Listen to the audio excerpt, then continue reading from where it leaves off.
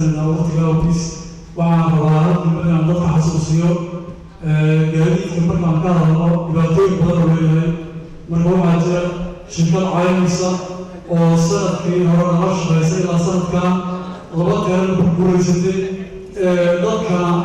baraysa caymisku waxaa macnihiisu yahay waa shirkad aan dhaqaale ka samaynin hadda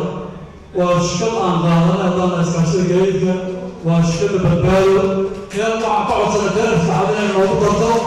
ولا عقلان هذا غير الحالة والعقلان سيطبوا أمينام عين سمو البطان وبدي تلاقوا ولا بروسل تلاقوا سبحان وبعض سنين ونلعب بين الله إسكاجتوي بهذيك وحي قاتل الشمس عين سبدالو أيضا بدالو تطلع بريس عين سوها ويهم عينيس